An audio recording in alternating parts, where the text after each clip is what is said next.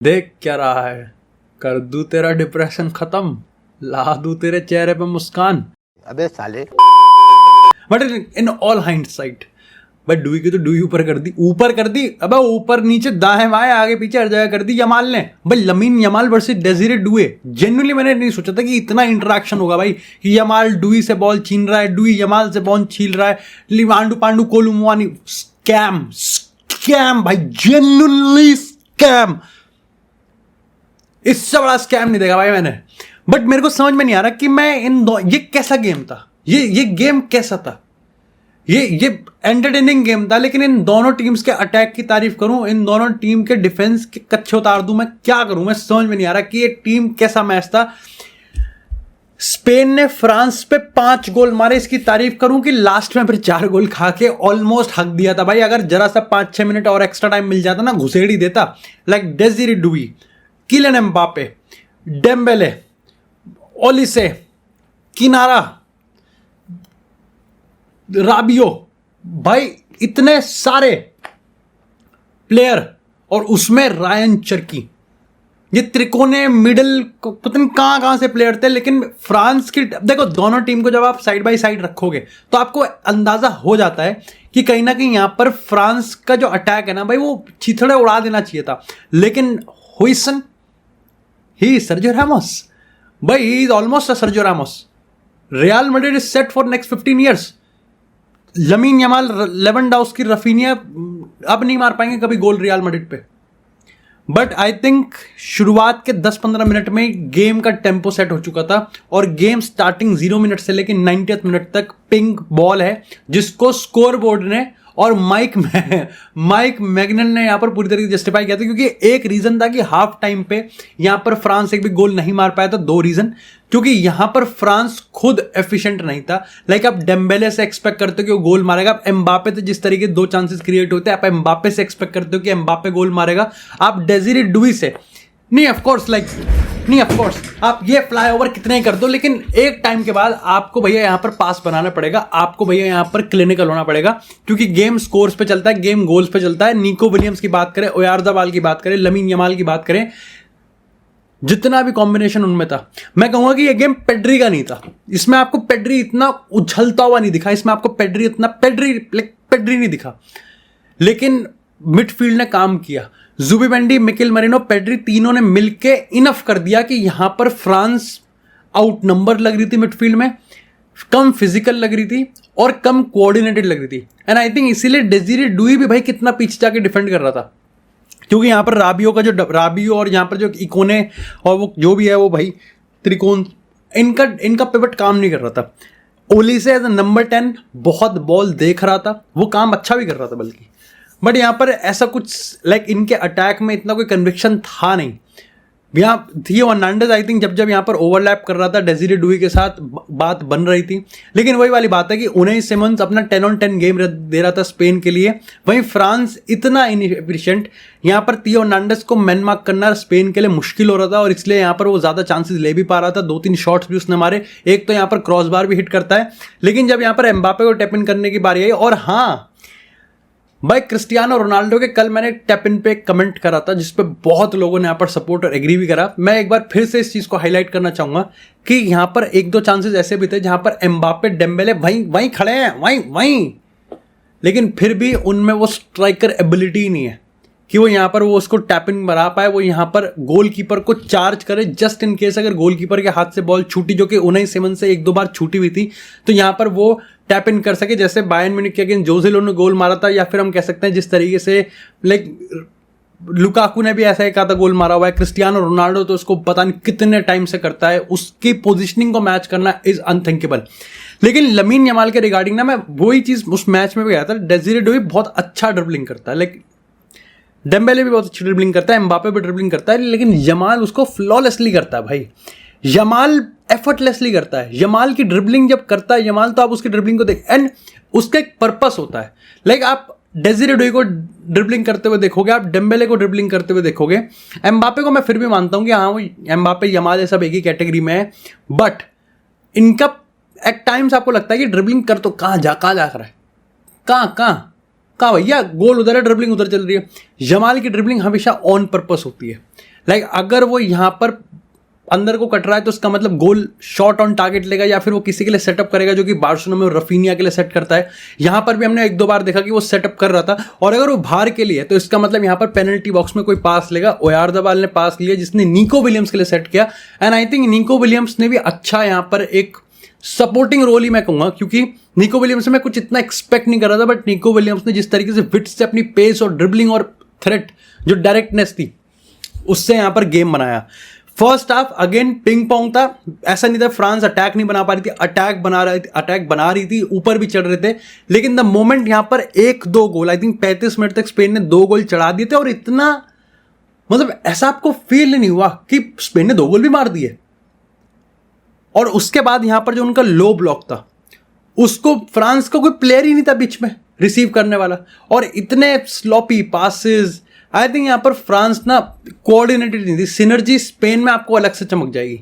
आपको लगता है कि फ्रांस में जो प्लेयर्स थे एट टाइम्स वो आपको सेल्फिश दिखेंगे, एट टाइम्स वो एक दूसरे के साथ जब 1-2 कनेक्ट करते हैं तो वो होता ही नहीं कनेक्ट। वो एम्बापे 1-2 पासिंग कर रहा है, डेज़िरे डुई अच्छा यहाँ पर कॉम्बिनेशन बनाने की कोशिश कर रहा है, लेकिन जब आप कॉम्बिनेशन स्पेन में देखते हो like Pedri, Mikel Merino, Zubimendi की बात करें, लेनॉर्मैंड, हॉइसन की बात करें, यहाँ पर कुकुरेया ने ऑलमोस्ट मैं कहूंगा कि सेकंड हाफ में तो कुकुरेया ने टक्कर दिया भाई डेम्बेले को। मैं एक्सपेक्ट नहीं कर रहा था कि कुकुरेया डेम्बेले को टक्कर देगा, लेकिन एट टाइम्स उसने अपर हैंड भी लिया है डेम्बेले के ऊपर। जो कनेक्शन था ना, जो सिनर्जी थी वो स्पेन में, और इसलिए पोर्चुगल एक अच्छे फटे हैं। वह पोर्चुगल जितने 5-6 पासेस बनाएंगे अपना आराम से माहौल पूरा, इतने तो स्पेन गोल मार के चल देगा, इतने तो यमाल आपको वहाँ एलईडी बोर्ड पे ऐसे गोल में ऐसे सेलिब्रेशन मारता हुआ दिखेगा आपको। सेकेंड हाफ फिर भी मेरे को लगता है कि यहाँ पर इंटरेस्टिंग था। यहाँ पर जिस तरह के सब्स्टिट्यूशन किए गए फ्रांस की तरफ से, जैसे रायन चरकी ने गेम बदला है भाई, और अगेन चेंज कुछ ज़्यादा बड़ा वो नहीं था, ऐसा नहीं था कि टैक्टिकली यहाँ पर स्पेन को बीट कर दिया गया। फ्रांस एग्रेसिव हुई, फ्रांस जो चीज़ फर्स्ट हाफ में कर रही थी वो उतना ही और एग्रेसिवली अब सेकेंड हाफ में कर रही थी। बस पॉइंट ये था कि अब आपको डेज़िरे डुई की जगह यहाँ पर रायन चरकी देखने को मिल रहा है। अगेन थियो हर्नांडेज बहुत ओवरलैप कर रहा है। रायन चरकी की जो बॉल थी, जो गोल था, उसका फायदा फ्रांस ने उठाया। जब इतना ओवर पावर अटैक होता है ना, तो आई थिंक स्पेन का जो डिफेंस था वो थोड़ा सा वहां पर कोलैप्स होता हुआ दिख रहा था। हाउएवर आप कह सकते हो कि स्टिल एंड मोमेंट तक भी यहां पर स्पेन ट्राई कर रहा था कि काउंटर पे एक आधा गोल और मार दे, और यहां पर बट चीज ये हो रही थी कि वो अपने हाफ से निकल नहीं पा रहे थे। जो बॉल सर्कुलेशन थी वो बहुत बेटर हो रही थी, जिस तरीके प्लेयर्स यहां पर सब्स्टिट्यूशन में लाए गए वो यहाँ पे काफी ज्यादा काम सही कर रहे थे। बट आई थिंक जो मालो गस्टो की बात करें या फिर रायन चरकी, मेनली रायन चरकी की बात करें, उसने भाई पूरा गेम पलटा है। और यहां पर वर्क रेट मैटर नहीं करता भाई, मैटर करता है कि जब आपके पास इन पोजीशन बॉल होती है, जब आप टीम को सेटअप कर रहे हो, तो आप कितने स्पेसिफिकली पिन पॉइंट करके आप बॉल अंदर डाल सकते हो। यस, आंडू पांडू कोलू मुआनी ने यहां पर वो चांस मिस करते, क्योंकि काम है उस भाइन के भगोड़े का, लेकिन अगेन वो थ्रेट फिर भी बना। आई थिंक इस फ्रांस के पास इतनी बढ़िया क्वालिटी है ना भाई कि यस, वो 5-0 के बाद, 4-0 के बाद, 3-0 के बाद भी वो 5-4 से हार गए। बट भाई प्रॉब्लम यही है भाई, they don't have synergy, they don't have a good tactical system. वो बहुत ज़्यादा आप कह सकते हो कि इंडिविजुअल ब्रिलियंस पे या फिर आगे के 4 को छोड़ देगे भाई तुम अपना 1-2। स्पेन ओवरऑल कोऑर्डिनेटेड अटैक बनाता है। Yes, they do depend on Yamal, लेकिन यमाल के साथ साथ वो इस चीज़ का मेक श्योर करते हैं कि ओयारज़ाबाल को किस तरीके से यूज़ किया जाए। वो यूज़ करते हैं कि यहाँ पर निको विलियम्स किस तरीके से यहाँ पर डिफेंस को खोले। वो यूज़ करते हैं कि पेड्री किस तरीके से घुसेगा। और ऑफकोर्स स्पेन की बेंच की हम बात करें, Fermin Lopez, Gavi, Fabian Ruiz, भाई इट्स क्रेजी। गावी को नंबर 9 की टी शर्ट बना के भेज दिया।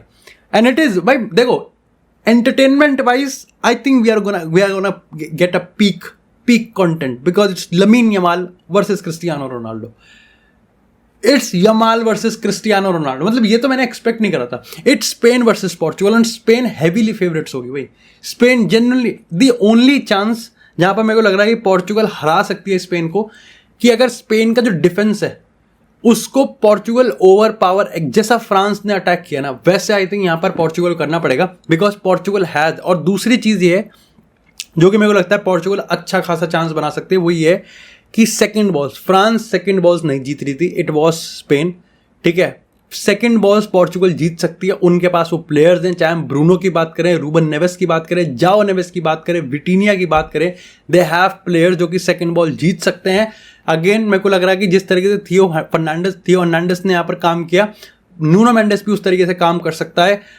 यस, डेम्बेले डुए के लेवल पे नहीं है यहाँ पर पेड्रो नेटो, ट्रिंका और Rafael Leao, but I think Portugal has a chance, but भाई Spain are heavily favourites, because Spain का जो अटैक है ना वो इतना फ्लॉलेसली अटैक होता है। और लमीन यमाल को बस आप देख सकते हो, यमाल की ड्रिबलिंग में एक पर्पस होता है। यमाल ऑफकोर्स वो बैंगर भी कभी मार सकता है, ओयारज़बाल एक बहुत बढ़िया सपोर्टिंग रोल निभाता है। सेम आप यहाँ पर निको विलियम्स की बात कर सकते हो, and they have a good bench. अगर मैं पोर्चुगल स्पेन की बात करूं तो आई थिंक बेंच के मामले में स्पेन को मैं थोड़ा सा एज दूंगा, बट भाई पोर्चुगल के पास है वो स्टार्टिंग 11 कि वो अगर सेकंड बॉल जीत गए, अगर क्रिस्टियानो रोनाल्डो अपनी फिनिशिंग पर और अपनी पोजिशनिंग पर काम कर गया, भाई रोनाल्डो वर्सेस होयसन और लेनॉन, भाई it's chance, there is a chance भाई, there is genuinely a chance. Tactically तो देखो मैं एक्सपेक्ट नहीं करता कि यहाँ पर स्पेन को हरा दिया जाएगा, टैक्टिकली तो मेरे को पता है ना शाकाल की टीम कैसे खेलती है, but it is the final between Spain versus Portugal. France has to do something भाई, दिस इज इलीगल भाई। You have Mbappe, you have Dembele. अगर आपको कामाविंगा जैसे प्लेयर्स याद आ रहे हैं, ऑफकोर्स कामाविंगा बहुत इंपॉर्टेंट प्लेयर्स है, ऑफकोर्स हक्तुआ छुआमेनी बहुत इंपॉर्टेंट प्लेयर्स है, ऑफकोर्स आप कह सकते हो कि यहाँ पर विलियम सालिबा बहुत इंपॉर्टेंट प्लेयर्स है, लेकिन उसके अलावा माइक मैग्नन ने क्या शिटिंग परफॉर्मेंस दी है भाई। एक भी चांस उसने जो बचाया हो, एक भी चांस, मतलब जो स्पेन ने गोल खाया है, लाइक स्पेन ने पेनल्टी गोल खाया है, स्पेन ने क्लोज हेडर खाया है, स्पेन ने बैंगर खाया है, और स्पेन ने आई थिंक एक और गोल खाया था।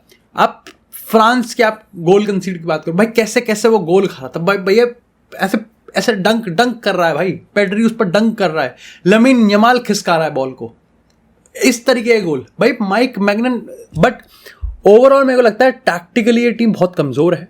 डीडी डिशैम्स, इसको यूरोस तो छोड़ो भाई, वर्ल्ड कप में दे वोंट गो सेमी, और अगर जाएंगे भी तो वही है कि इंडिविजुअल ब्रिलियंसी इतनी ज्यादा ओवर पावर्ड है कि डेम्बेले की बात करें, एम्बापे की बात करें, डुई की बात करें, ओलेसे की बात करें, रायन चर्की की बात करें, कोलू मुआनी की बात करें, they have so deep pocket, so deep talent कि टैक्टिकल है ही नहीं, हिसाब ही नहीं, जरूरत ही नहीं लगती उनको। बट जहां स्पेन जैसी टीम आती है वहां फिर काम तमाम हो जाता है।